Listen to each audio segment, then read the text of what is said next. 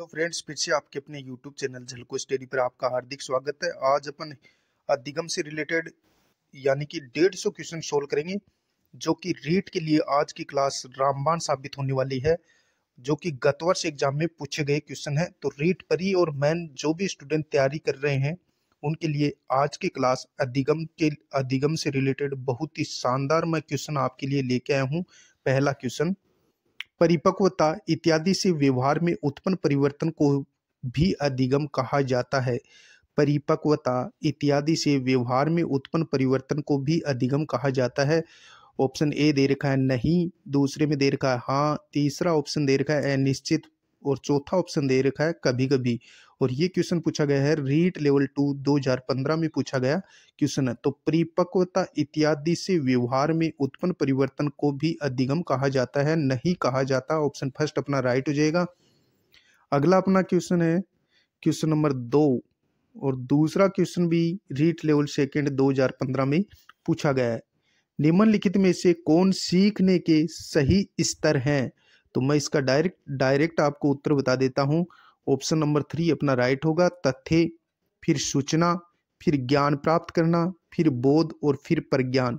यानी कि हमें क्वेश्चन पूछा गया है निम्न में से कौन सीखने के सही स्तर हैं। तो पहले तथ्यों का संग्रह करेंगे, फिर सूचना, फिर ज्ञान प्राप्त करना, फिर बोध और फिर प्रज्ञान आएगा। तो ऑप्शन 3 अपना राइट आंसर हो जाएगा। नेक्स्ट अगला अपना क्वेश्चन है क्वेश्चन नंबर 3, निम्न में से कौन सा उदाहरण अधिगम को प्रदर्शित करता है? तो इसका ऑप्शन ए अपना राइट हो जाएगा। हाथ जोड़ करके अध्यापक का अभिवादन करना। ऑप्शन फर्स्ट अपना राइट हो जाएगा। हमें क्वेश्चन पूछा गया है निम्न में से कौन सा उदाहरण अधिगम को प्रदर्शित करता है? रीट लेवल फर्स्ट 2012 में पूछा गया क्वेश्चन है। ऑप्शन ए दे रखा है हाथ जोड़कर अध्यापक का अभिवादन करना। उत्तर तो हमारा यही है। ऑप्शन बी दे रखा है स्वादिष्ट भोजन देखकर मुंह में लार का आना। ऑप्शन सी दे रखा है चढ़ना, भागना एवं फेंकना 3 से 5 वर्ष की अवस्था में। और चौथा दे रखा है इनमें से सभी। तो ऑप्शन फर्स्ट अपना राइट हो जाएगा, हाथ जोड़ करके अध्यापक का अभिवादन करना। नेक्स्ट अगला अपना क्वेश्चन है क्वेश्चन नंबर 4, निम्न में से कौन सी विशेषता परिपक्वता को अधिगम से अलग करती है?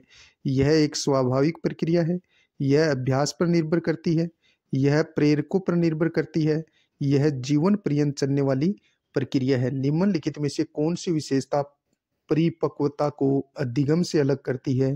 तो इसका राइट आंसर हो जाएगा यह एक स्वाभाविक प्रक्रिया है। ऑप्शन फर्स्ट अपना राइट आंसर हो जाएगा। अधिगम एक स्वाभाविक प्रक्रिया। नेक्स्ट, अधिगम एवं परिपक्वता के संबंध में निम्न में से कौन सा कथन सही है? तो इसका सही आंसर हो जाएगा यदि मानव विकास केवल परिपक्वता से होता तो मनुष्य केवल निम्नतम तक ही सीमित रह जाता। ऑप्शन फर्स्ट अपना राइट हो जाएगा। अधिगम क्वेश्चन क्या है? अधिगम एवं परिपक्वता के संबंध में निम्न में से कौन सा कथन सही है? तो इसका राइट आंसर होगा यदि मानव विकास केवल परिपक्वता से होता तो मनुष्य केवल निम्नतम तक ही सीमित रह जाता। Option first right answer. Next अगला अपना क्वेश्चन क्वेश्चन नंबर 6, अधिगम को प्रभावित करने वाला व्यक्तिगत कारक है। ऑप्शन ए दे रखा है संचार के साधन, बी दे रखा है समवयस्कता समूह है, ऑप्शन सी अध्यापक, ऑप्शन डी दे रखा है परिपक्वता एवं आयु। तो ऑप्शन 4 अपना राइट हो जाएगा, परिपक्वता एवं आयु। नेक्स्ट अगला अपना क्वेश्चन है क्वेश्चन नंबर 7, एक क्रिकेट खिलाड़ी अपनी गेंदबाजी के कौशल को विकसित कर लेता है पर यह उसके बल्लेबाजी के कौशल को प्रभावित नहीं करता है, इसे कहते हैं। तो इसे कहते हैं शून्य प्रशिक्षण अंतरण। Option 3 right answer. नेक्स्ट अगला अपना क्वेश्चन है क्वेश्चन नंबर 8, एक कॉलेज जाने वाली लड़की ने फर्श पर कोट फेंकने की आदत डाल ली। लड़की की मां ने उससे कहा कि कमरे से बाहर जाओ और कोट को खूंटी पर टांगो। लड़की अगली बार घर में प्रवेश करती है, कोट को हाथ में रखकर अलमारी की तरफ जाकर कोट को खूंटी पर टांग देती है। तो यह उदाहरण किस अधिगम का है? तो इसका राइट आंसर हो जाएगा श्रृंखलागत अधिगम का। नेक्स्ट अगला अपना क्वेश्चन है क्वेश्चन नंबर 9, सीखने की प्रक्रिया का सही क्रम हमें पूछा गया है।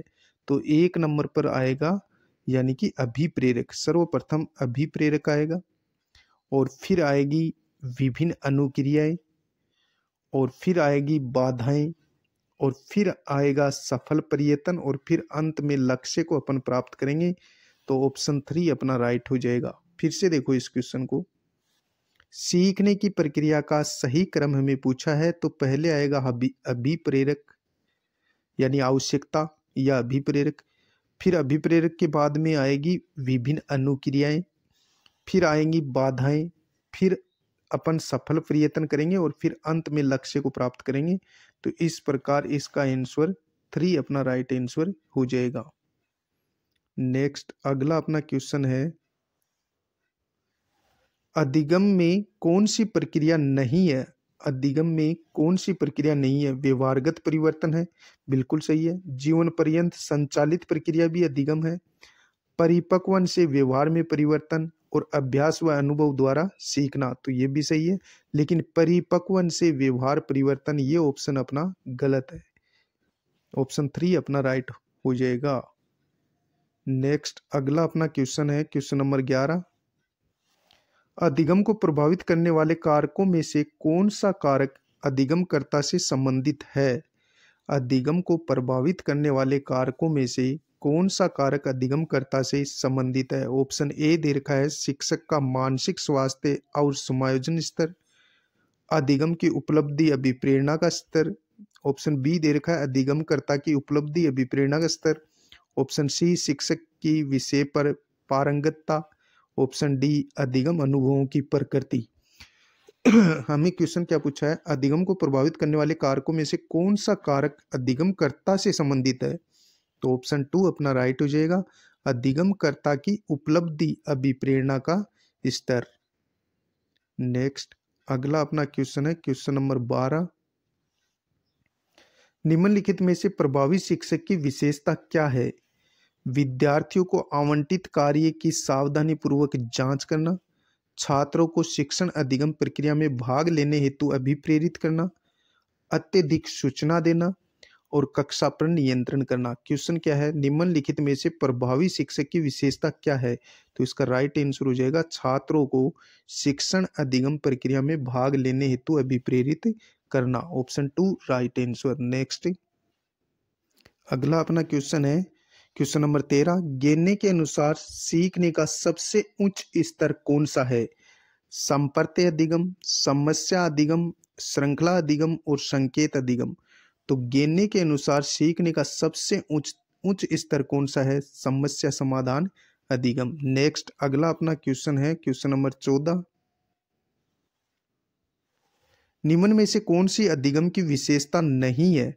अधिगम जीवन पर्यंत चलने वाली सतत प्रक्रिया है, बिल्कुल सही है।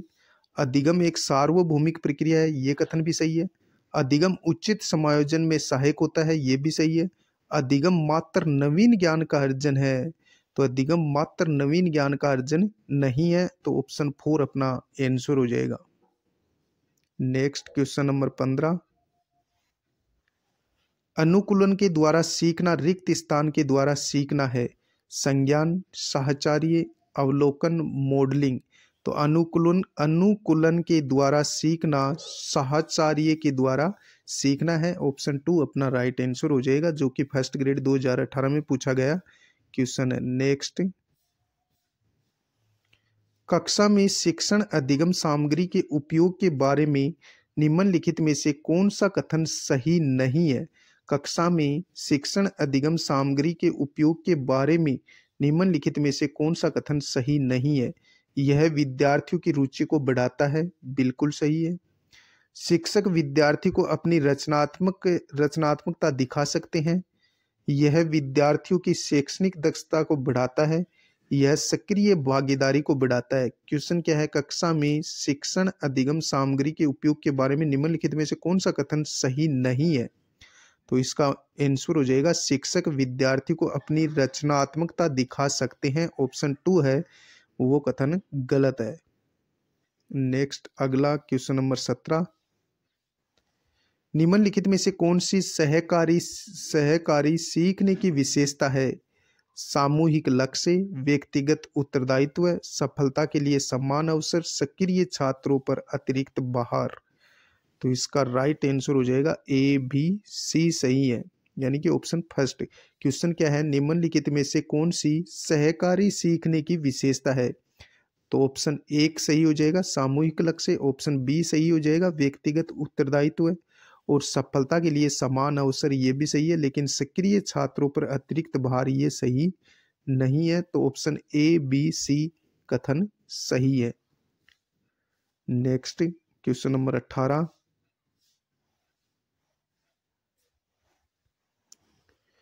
जब पूर्व का अधिगम नई नई स्थितियों में सीखने पर किसी भी प्रकार से कोई प्रभाव नहीं डालता है तो यह कहलाता है। और ये पूछा गया है, सेकंड ग्रेड 2017 में पूछा गया क्वेश्चन है। तो इसका राइट आंसर हो जाएगा अधिगम का शून्य स्थानांतरण।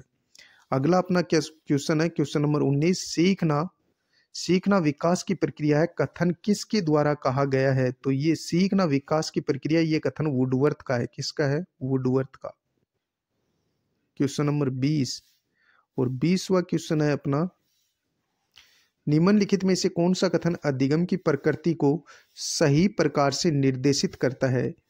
अधिगम एक प्रक्रिया है, अधिगम एक उत्पाद है, अधिगम कभी उत्पाद और कभी प्रक्रिया होती है, अधिगम प्रक्रिया एवं उत्पाद दोनों है। तो कथन 4 अपना सही है, अधिगम प्रक्रिया एवं उत्पाद दोनों है। और क्वेश्चन क्या पूछा गया, निम्नलिखित में से कौन सा कथन अधिगम की प्रकृति को सही प्रकार से निर्देशित करता है? तो ऑप्शन 4 अपना राइट हो जाएगा, अधिगम प्रक्रिया एवं उत्पाद दोनों है। क्वेश्चन नंबर 21 और 21वां अपना क्वेश्चन है, निम्नलिखित में से कौन सा अधिगम के निर्मितीकरण का सिद्धांत नहीं है? निम्नलिखित में से कौन सा अधिगम के निर्मितकरण का सिद्धांत नहीं है? अधिगम संदर्भित है, अधिगम तात्कालिक है, अधिगम सामाजिक क्रिया है, अधिगम एक सक्रिय क्रिया है। तो अधिगम एक तात्कालिक क्रिया नहीं है, यानी अधिगम तुरंत नहीं होता। तो ऑप्शन बी अपना राइट हो जाएगा।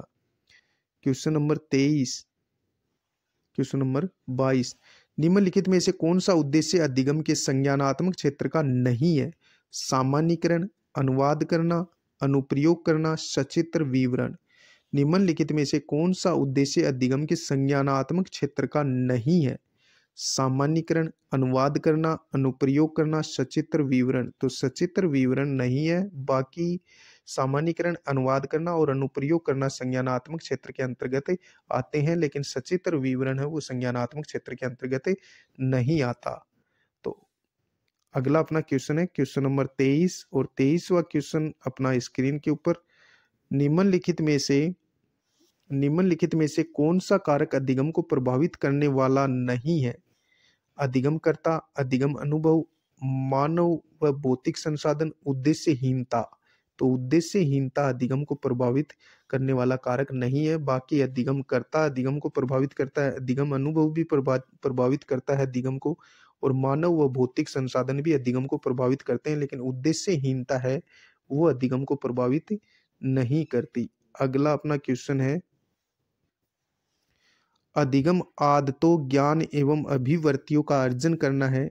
उक्त अनुसार अधिगम को किसने परिभाषित किया है? तो ये परिभाषा क्रो एंड क्रो की है। अधिगम आदतों, ज्ञान एवं अभिवृत्तियों का अर्जन है, किसकी परिभाषा है? तो क्रो एंड क्रो की परिभाषा है। अगला अपना क्वेश्चन है क्वेश्चन नंबर 25, एक अच्छे अधिगमकर्ता की प्रयुक्त विशेषता निम्न में से कौन सी है? इच्छा शक्ति, अवधान, शैक्षिक योग्यता और परिपक्वता। तो इसका राइट आंसर हो जाएगा इच्छा शक्ति। एक अच्छे अधिगमकर्ता की प्रमुख विशेषता होती है इच्छा शक्ति। नेक्स्ट अगला अपना क्वेश्चन नंबर 26 और 26वां प्रश्न है, शिक्षा मनोविज्ञान में सीखना लक्ष्य तक पहुंचने के उपायों को निश्चित करता है। यह अधिगम की जिस श्रेणी में आता है वह है, तो यह आता है अधिगम प्रक्रिया की श्रेणी में आता है। शिक्षा मनोविज्ञान में सीखना लक्ष्य तक पहुंचने के उपायों को निश्चित करना है, यह अधिगम की किस श्रेणी में आता है? यह अधिगम प्रक्रिया की श्रेणी में आता है। नेक्स्ट अगला अपना क्वेश्चन है, उत्तेजक तथा अनुक्रिया के मध्य अधिगम की प्रक्रिया को प्रभावित करने वाले तत्व हैं। क्वेश्चन नंबर 27 है, उत्तेजक तथा अनुक्रिया के मध्य अधिगम की प्रक्रिया को प्रभावित करने वाले तत्व हैं। व्यक्ति की व्यक्तिगता तथा इच्छाएं, व्यक्ति की इच्छाएं तथा भावनाएं, व्यक्ति की भावनाएं तथा क्षमता, उपयुक्त सभी। तो उपयुक्त सभी अपना राइट आंसर हो जाएगा। नेक्स्ट अगला अपना क्वेश्चन है क्वेश्चन नंबर 28 और 28वां अपना क्वेश्चन है, हम अधिगम का अनुभव नहीं कर सकते, हम केवल यह देख सकते हैं कि वह निरंतर सफलतापूर्वक आगे बढ़ता है। इसका तात्पर्य है प्रत्येक सजीव एक अधिगम है, अधिगम समायोजन है, अधिगम अभ्यास का परिणाम है, अधिगम का प्रत्यक्ष निरीक्षण नहीं हो सकता। तो ऑप्शन 4 अपना राइट हो जाएगा, अधिगम का प्रत्यक्ष निरीक्षण नहीं हो सकता। नेक्स्ट क्वेश्चन नंबर 29वां अपना क्वेश्चन है, व्यवहार का करना पक्ष है। तो व्यवहार का जो करना पक्ष होता है वो अधिगम का गतिक और क्रियात्मक क्षेत्र में आता है। ऑप्शन 2 अपना राइट आंसर हो जाएगा। क्वेश्चन नंबर 30 और 30वां जो क्वेश्चन है वो पूछा गया है, कोई भी बालक अधिगम शुरू करता है अपने जन्म से ही शुरू करता है, अपने जन्म से ही शुरू करता है। ऑप्शन 4 अपना राइट आंसर हो जाएगा। क्वेश्चन नंबर 31 और 31वां क्वेश्चन क्या कह रहा है, अधिगम प्रतिफल का तात्पर्य है बालक के व्यवहार में होने वाला परिवर्तन, शिक्षक के शिक्षण विधियों में परिवर्तन, पाठ्य वस्तु का परिमार्जन, उपयुक्त में से कोई नहीं। क्वेश्चन क्या है, अधिगम प्रतिफल का तात्पर्य क्या है बालक के व्यवहार में होने वाला परिवर्तन। ऑप्शन 1 अपना राइट हो जाएगा। नेक्स्ट अगला क्वेश्चन नंबर 32, निम्नलिखित में से कौन सा अधिगम के संबंध में सही नहीं है। अधिगम कुछ नया करना है, बिल्कुल सही है। अधिगम अनुभवों का संगठन होता है, ये कथन भी सही है। अधिगम बिना किसी उद्देश्य से भी हो सकता है, नहीं। अधिगम बिना उद्देश्य के नहीं होता, तो ऑप्शन 3 कथन है वो गलत है। अधिगम की असफलताओं का कारण समझने की असफलताएं हैं, तो ये कथन भी सही है, तो ऑप्शन 3 है ये कथन गलत है।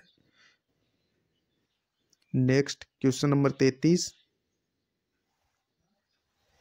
निम्नलिखित में से कौन सा प्रभावी अधिगम का अवरोधक नहीं है। निम्नलिखित में से कौन सा प्रभावी अधिगम का अवरोधक नहीं है। प्रेरणा का अभाव, जीवन से न जोड़ना, अधिगम परिस्थिति, इनमें से कोई नहीं। क्वेश्चन क्या है, निम्नलिखित में से कौन सा प्रभावी अधिगम का अवरोधक नहीं है। अधिगम परिस्थिति, तो ऑप्शन 3 अपना राइट आंसर हो जाएगा। नेक्स्ट, अधिगम को प्रभावित करने वाले पर्यावरणीय कारकों में से एक है सामाजिक परिवेश, थकावट, मानसिक स्तर, इनमें से कोई नहीं। अधिगम को प्रभावित करने वाले पर्यावरणीय कारकों में से एक है सामाजिक परिवेश। ऑप्शन 1 अपना राइट हो जाएगा। नेक्स्ट, निम्नलिखित में से कौन सा अधिगम की प्रक्रिया का परिणाम नहीं है। ज्ञान, संकल्पना, अभिवर्ती, परिपक्वता। निम्नलिखित में से कौन सा अधिगम की प्रक्रिया का परिणाम नहीं है। ज्ञान, संकल्पना, अभिवर्ती और परिपक्वता। तो परिपक्वता नहीं है, ऑप्शन 4 राइट आंसर। नेक्स्ट अगला अपना क्वेश्चन है, जेबी गिलफोर्ड के अनुसार अधिगम है। तो गिलफोर्ड के अनुसार अधिगम क्या है, व्यवहार में परिवर्तन। अधिगम व्यवहार में परिवर्तन। जेबी गिलफोर्ड ने जो परिभाषा दी है वो दी है व्यवहार के स्वरूप, व्यवहार में परिवर्तन ही अधिगम कहलाता है। तो ये जेबी गिलफोर्ड का कथन भी है और परिभाषा भी है। नेक्स्ट अगला अपना क्वेश्चन है क्वेश्चन नंबर 37, एक बालक पहाड़ी सीखकर उसका उपयोग गुणा और भाग करने में करता है। अधिगम स्थानांतरण के जिस प्रकार का यह उदाहरण है, तो ये मानसिक से मानसिक यानी कि मानसिक से मानसिकता का प्रयोग इसमें हो रहा है। तो option 3 right answer. Next question number 38वां क्वेश्चन है, निष्ठावान अध्यापक अनुभव करता है कि अधिगम की मात्रा एवं गुण का निर्धारण बहुत अधिक सीमा तक होता है। तो इसका जो राइट आंसर होगा वो होगा कक्षा कक्ष अनुशासन द्वारा और छात्र की अंतः क्रियाओं द्वारा।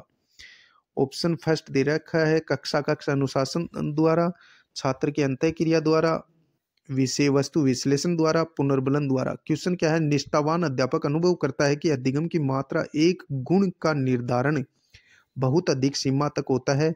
तो इसमें जो सही है वो हमें बताने हैं। कक्षा कक्ष अनुशासन द्वारा और छात्र की अंतःक्रिया द्वारा, यानी 1 और 3 अपना सही है। नेक्स्ट अगला अपना क्वेश्चन है, रॉबर्ट गेने ने अधिगम की कितनी परिस्थितियां बताई हैं? तो 8 बताई हैं। रॉबर्ट गेने ने अधिगम के कितने प्रकार बताए? 8। नेक्स्ट, अच्छा अधिगम निर्भर करता है शिक्षक पर, छात्रों की सक्रिय रुचि पर, उपयुक्त शिक्षण विधियों एवं सहायक सामग्री के उपयोग पर, उपयुक्त सभी पर। तो उपयुक्त सभी अपना राइट आंसर हो जाएगा। अगला अपना क्वेश्चन है क्वेश्चन नंबर 41, श्रृंखला अधिगम संबंधित है। तो श्रृंखला अधिगम गेने ने दिया था। किसने दिया था? गेने ने। अगला अपना क्वेश्चन है, अध्यापक का उच्चतम स्तर, अध्ययन का उच्चतम स्तर कौन सा है? श्रृंखला अधिगम, समस्या समाधान अधिगम, उद्दीपन अनुक्रिया अधिगम, अनुकूलित प्रतिवर्त अधिगम। अध्ययन का उच्चतम स्तर कौन सा है? तो समस्या समाधान अधिगम, ऑप्शन 2 अपना राइट आंसर हो जाएगा। नेक्स्ट, सहयोगशील अधिगम में अध्यापक की जिम्मेदारी होती है। सहयोगशील अधिगम में अध्यापक की जिम्मेदारी होती है पर्याप्त संसाधन सामग्री एकत्रितकरण करना, समूह रचना निर्धारण की, बैठक की उपयुक्त सुविधा प्रदान करने की, उपयुक्त सभी अपना राइट आंसर हो जाएगा। नेक्स्ट, अधिगम का निष्पादन है अभिवर्ती, ज्ञान, कौशल, उपरोक्त सभी। अधिगम का निष्पादन है अभिवर्ती, ज्ञान, कौशल, उपयुक्त सभी अपना राइट आंसर हो जाएगा। नेक्स्ट, निम्न में से कौन सा कथन सही नहीं है? निम्न में से कौन सा कथन सही नहीं है? अधिगम समायोजन है, अधिगम सार्वभौमिक है, अधिगम हमेशा प्रेक्षणीय होता है, अधिगम का परिणाम व्यवहार परिवर्तन होता है। तो ऑप्शन 3 है, ये कथन गलत है। अधिगम हमेशा प्रेक्षणीय होता है। नेक्स्ट, अधिगम जीवन पर्यंत, अधिगम जीवन पर्यंत प्रक्रिया है जो पूर्ण होती है। अधिगम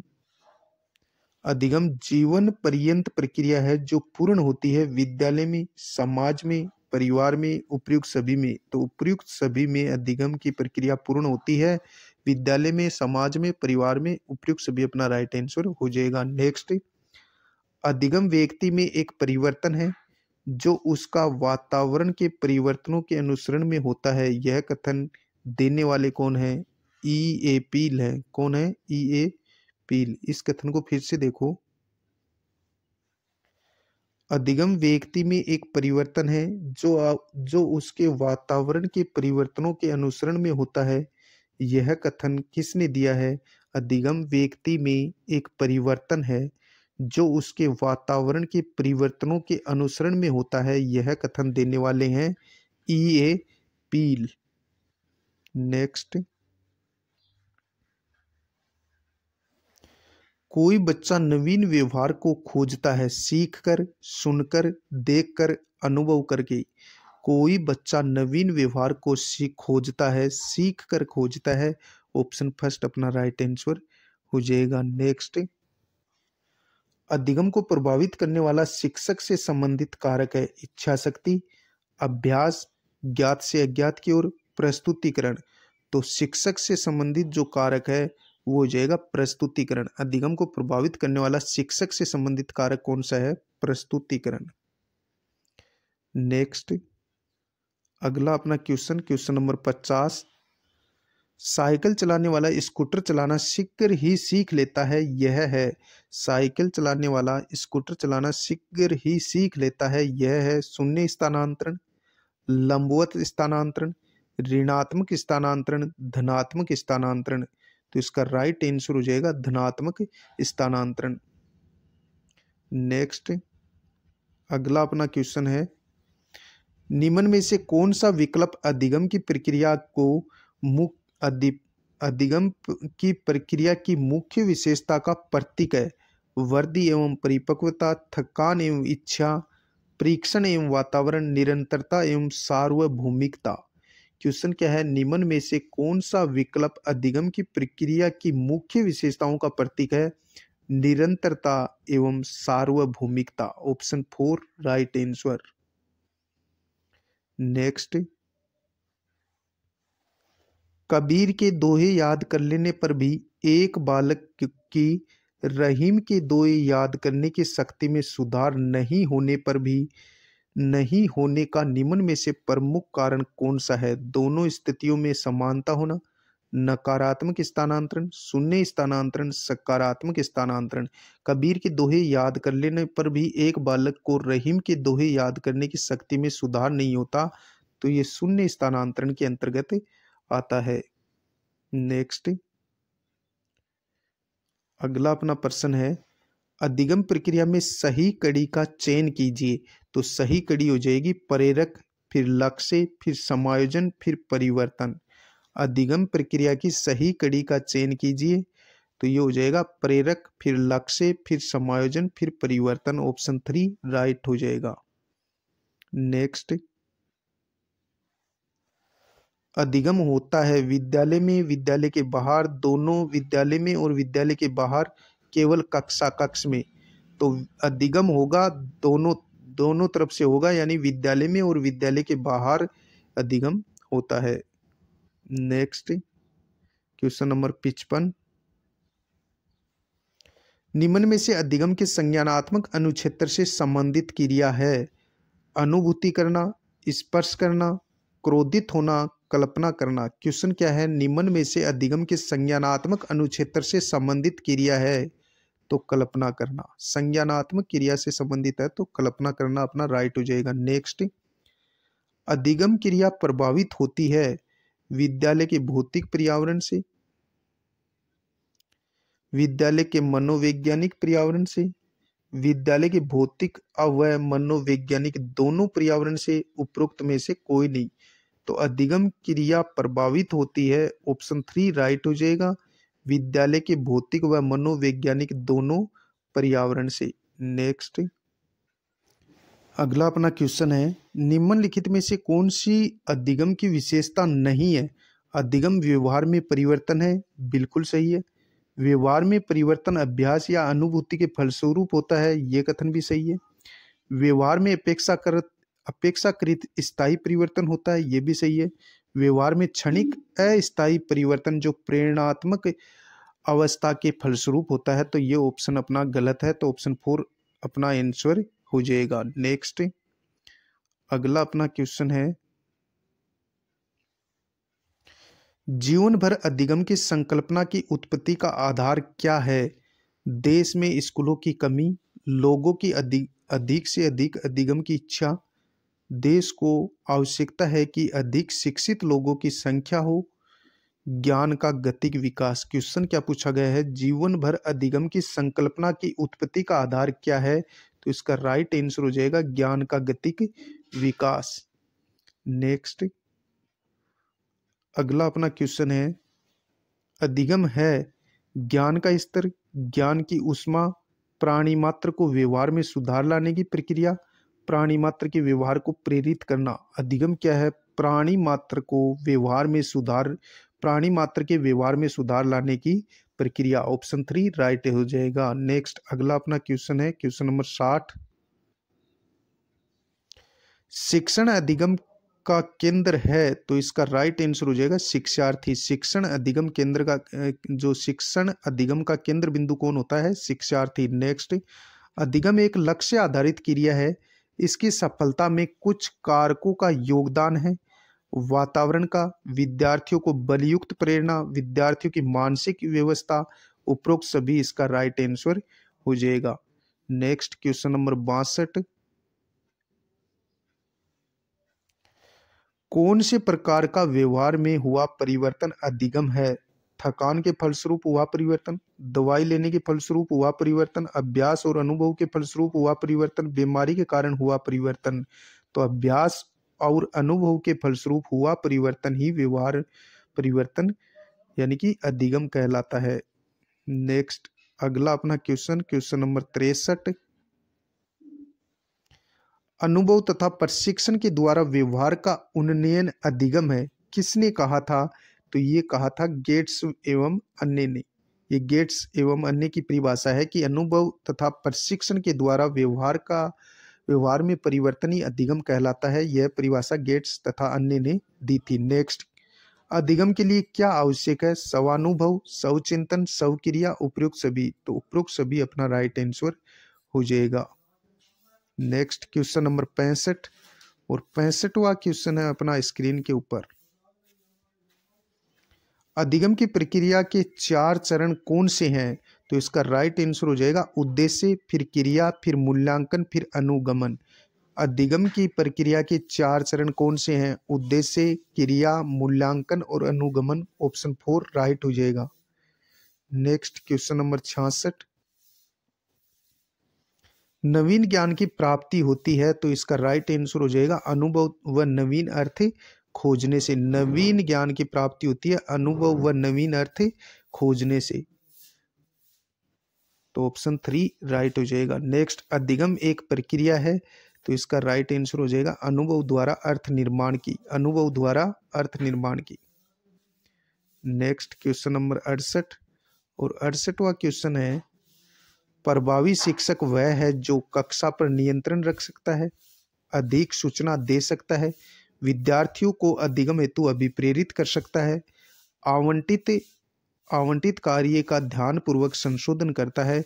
प्रभावी शिक्षक वह है जो विद्यार्थियों को अधिगम हेतु अभिप्रेरित कर सकता है। नेक्स्ट, अधिगम का सर्वाधिक उपयुक्त उद्देश्य है व्यक्तिक समायोजन, व्यवहार का रूपांतरण, सामाजिक व राजनीतिक चेतना, अपने को रोजगार के लिए तैयार करना। अधिगम का सर्वाधिक उपयुक्त उद्देश्य क्या है? व्यवहार का रूपांतरण, यानी व्यवहार में परिवर्तन। ऑप्शन 2 राइट हो जाएगा। और आज का अपना अंतिम क्वेश्चन है क्वेश्चन नंबर 70।